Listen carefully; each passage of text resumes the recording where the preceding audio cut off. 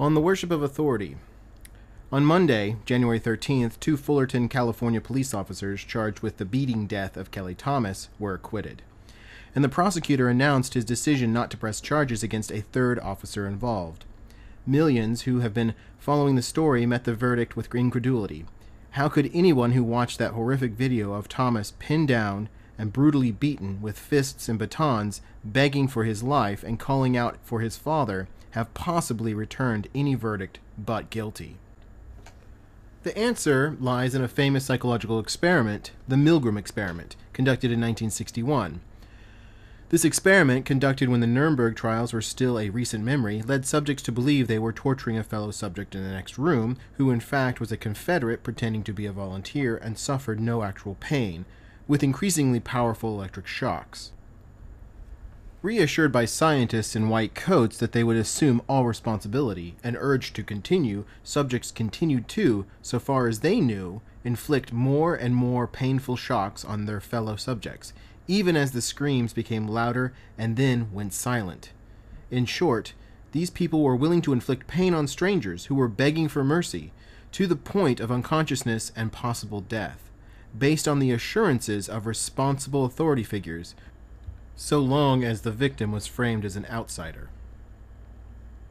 Developmental psychologists tell us that children are initially socialized to view political authority as an extension of their parents' authority. The president is first viewed as a sort of mommy or daddy, with all Americans as the family. Gradually, actors like Congress, the courts, and so forth enter the picture. At first understood as simply helpers to the president, and only later as constitutional checks to presidential authority. But the aura of parental authority persists on a subliminal level even then. This continuing aura of authority stimulates a tendency to give political leaders the benefit of the doubt when they start wars.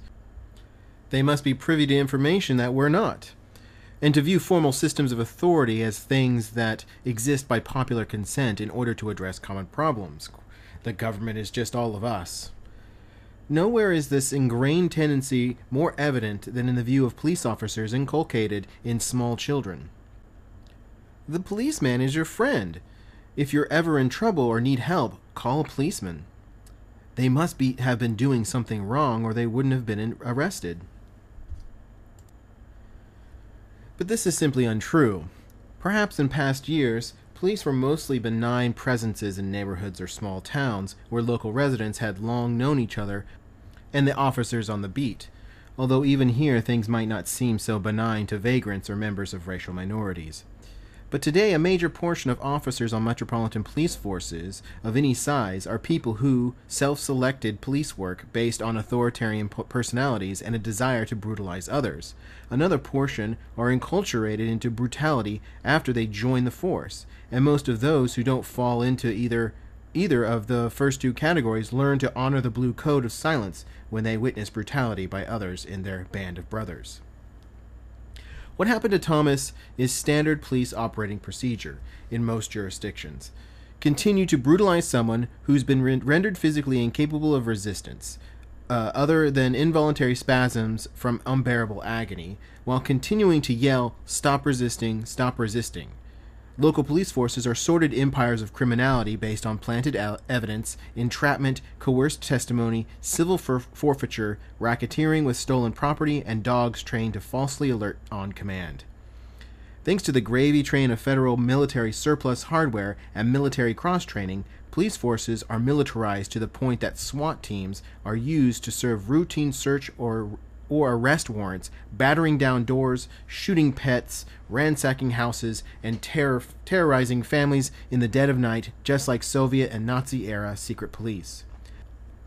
Police forces increasingly view civilians as an occupied enemy population to be awed with random shows of force. Until most people abandon their state-inculcated respect for uniform authority and their willingness to treat officially defined outsiders as the other, the Rodney King and Kelly Thomas verdicts, and unaccounted such verdicts yet unnamed, will continue. On the Worship of Authority is a C4SS Media commentary written by Kevin Carson, read by James Tuttle. It has appeared online at such places as beforeitsnews.com, Northwest Indiana Post-Tribune, and Counterpunch.